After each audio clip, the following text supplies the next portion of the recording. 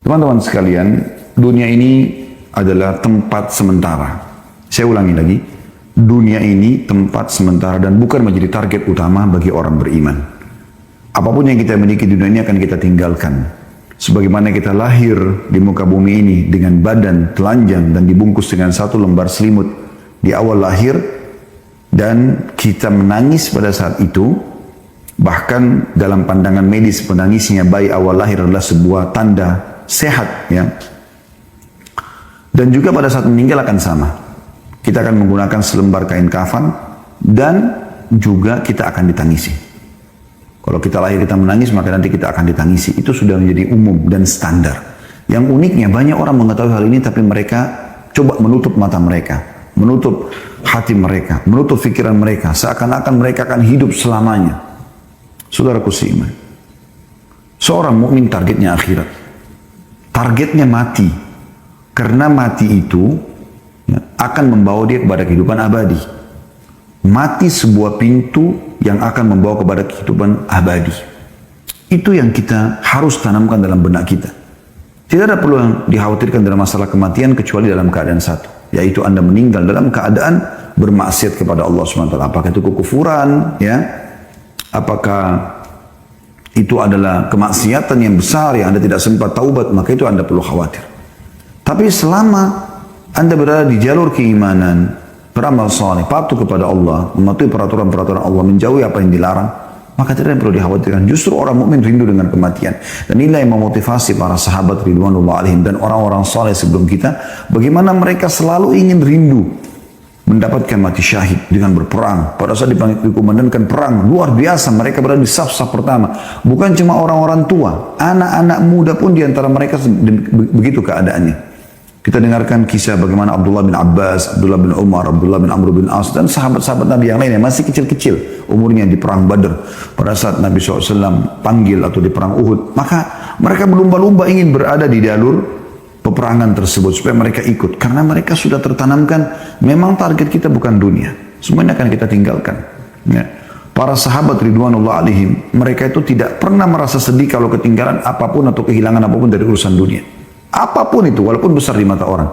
Yang mereka sedih justru kalau mereka terlewatkan waktu untuk beribadah, luput dari sholat berjamaah di masjid, luput dari sholat malam, luput dari membaca Al-Quran yang sudah dijadwalkan, luput dari sedekah, luput dari segala macam perbuatan kebaikan ini. Disitulah mereka merasa sedih. Tapi kalau dunia mereka gak pusing. Karena memang kata Nabi SAW, raka'atain al-fajr khairu minad dunya wa ma fiha. 2 rakaat sholat sunnatul fajr lebih baik daripada dunia dan seluruh isinya. 2 rakaat saja yang kita kerjakan cuma 2-3 menit. Setiap subuh Anda bisa dapatkan itu. Tidak ada sesuatu yang menjadi target utama orang beriman, ya, di dunia ini, kecuali hanya dia tunggangi dunia untuk kebutuhan akhiratnya. Apapun yang dia lakukan hubungkan dengan masalah akhirat. Makan, minum, semua itu dikonsumsi karena memang kita memberikan hak tubuh kita sehingga bisa bernilai pahala di sisi Allah Subhanahu Wa Taala.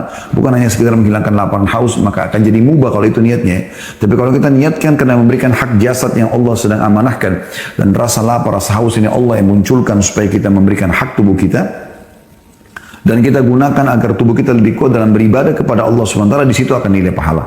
Ya.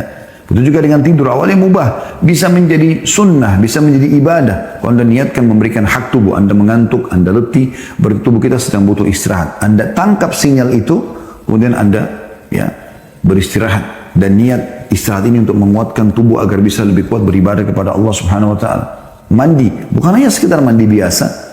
Mandi biasa supaya hilang rasa gerahnya, itu mubah, tapi dia bisa menjadi sesuatu yang sunnah, ya, ibadah yang baik kalau Anda mengerjakannya karena ingin memberikan hak tubuh dan juga supaya, ya, tampil lebih bersih dalam beribadah kepada Allah SWT. Sampai Imam Malik rahimahullah setiap kali mau menyampaikan hadis Nabi SAW, beliau selalu mandi, beliau menggunakan baju yang terbaik, beliau pakai wangi-wangian yang terbaik, gitu kan.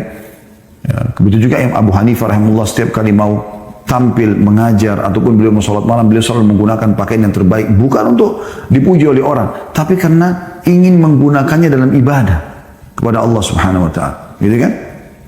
Maka di sini harus bisa diatur bagaimana niatnya, ya. Jangan pernah teman-teman targetnya dunia, karena akan pendek sekali, ya. Tapi kalau maksudnya pendek sekali targetnya, ya. Tapi kalau diniatkan untuk akhirat maka akan sangat luar biasa, ya. Akan sangat panjang ya sesuatu yang kita lakukan ya, dalam arti kata dalam hal memasang target ya dan mengejar apa yang terbaik yang akan kita raih nanti di akhirat sana. Kita akan buka dengan hadis Aisyah radhiyallahu anha di mana beliau berkata bahwasanya Rasulullah sallallahu alaihi wasallam bersabda, "Man ahabba liqa'a Allahi ahabba Allahu liqa'ahu, wa man kariha liqa'a Allahi kariha Allahu liqa'ahu." Barang siapa yang rindu, suka, ingin berjumpa dengan Allah, ya, maka Allah pun akan rindu berjumpa dengannya. Dan barang siapa yang membenci pertemuan dengan Allah, Allah pun akan membenci pertemuan dengannya. Ya, perhatikan di sini. Kemudian fakultu, ini jawaban nanti ya. Kalau anda mengatakan apa hubungannya hadis ini dengan bahasan kita, coba perhatikan. Fakultu kata Aisyah, maka aku berkata, ya Nabi Allah, wahai Nabinya Allah, akarahiyatul mauti fakulluna nakrahul maut. Faqala laysa kadhaliki walakinnal mu'mina idha bushira birahmatillahi wa ridwanihi wa jannatihi ahabba liqa Allah fa ahabba Allah liqa'ahu wa innal kafira idha bushira bi'adabillahi wa sakhatihi kariha liqa Allah wa kariha Allah liqa'ah. Artinya kata Aisyah radhiyallahu anha, apakah yang dimaksud benci akan kematian wahai Nabi Allah? Tentu kami semua takut dengan kematian. Nah, di sini yang menjawab tadi apa yang saya jelaskan dalam pembukaan kita ya. Jadi orang mukmin tidak perlu takut. Aisyah mengatakan kami selama ini masih takut mati, gitu kan. Tapi dengarkan bagaimana setelah Nabi SAW menjelaskan kepada beliau. Kata Nabi SAW, bukan begitu maksudnya. Namun maksud yang benar adalah seorang mukmin jika diberi kabar gembira dengan rahmat, keridhaan serta surganya. Nanti kalau mati itu masuk surga loh. Nanti kan kita terima hasil amal-amal kita loh. Nah, misalnya kita bahasakan begitu. Maka dia pun akan rindu mati. Dia ingin rindu segera bertemu dengan Allah. Nah, untuk bertemu dengan Allah kan harus mati dulu. Gak mungkin tidak gitu. Ya. Maka Allah pun suka bertemu dengannya. Dan barang siapa yang benci, jika orang kafir diberikan kabar tentang siksa Allah dan ahli maksiat, nanti kau akan dimasuk neraka, nanti kau akan disiksa, maka dia pun benci untuk bertemu dengan Allah, maka Allah pun benci bertemu dengannya. Hadis ini sahih riwayatkan Imam Muslim. Ulama cuma mengatakan ada dua jenis orang yang takut mati. Yang pertama takut yang tidak tercela, yaitu takut sebagai sifat orang mukmin. Misalnya dia takut nanti kalau dia mati amalnya masih kurang. Contoh, nah itu masih positif ya. Jadi bukan takut karena kematian, tapi takut amalnya kurang. Itu sering dinukil dari para salafus saleh. Mereka memang khawatir jangan sampai mereka mati dalam kondisi ya amalnya masih kurang. Kemudian takut yang tercela adalah takut yang menunjukkan lemahnya iman karena tidak mau berpisah dengan dunia. Maka ini sangat ya buruk. Dan ini yang membuat umat Islam menjadi lemah. Justru nilai plus kita sebagai umat yang beriman kepada Allah pada saat kita justru tidak cinta dengan dunia dan tidak takut dengan kematian. Perhatikan hadisnya, hadis yang masyhur ya. Hadis yang diriwayatkan oleh Abu Dawud dan Ahmad dan disahihkan oleh Syekh Albani. Melalui Thauban radhiyallahu anhu, qala Rasulullah sallallahu alaihi wasallam, bahwasanya Rasulullah SAW bersabda, yushiku al-umama an tada'a alaikum kama tada'a al-akalatu ila qas'atiha. Kata Nabi SAW, hampir saja para umat, maksudnya yang kafir, sesat, yang bermaksiat, mengurumuni kalian dari berbagai penjuru sebagaimana mereka berkumpul menghadapi makanan dalam piring. Jadi kalau ada makanan mau dihidangkan lalu dipanggil, ayo makan yuk. Maka mereka sama-sama saling ngeroyokin satu nampan itu kan. Nabi SAW menggambarkan kita seperti nampan di makanan itu umat Islam ini. Gitu kan. Faqala qailun min killatin nahnu yawma idzin. Maka salah seorang mengatakan, ya Rasulullah, apakah pada satu kami sedikit? Kenapa para sahabat menanyakan ini teman-teman sekalian? Karena memang di zaman beliau saja, di zaman Nabi Muhammad SAW, umat Islam sedikit sekali. Kota Madinah kota yang kecil ya, dibandingkan kota-kota umat Islam sekarang ini. Dengan jumlah sedikit, kota mereka kecil, persenjataan mereka masih sederhana. Orang-orang kafir pada ketakutan dengan kaum muslimin. Ya. Merasa segan.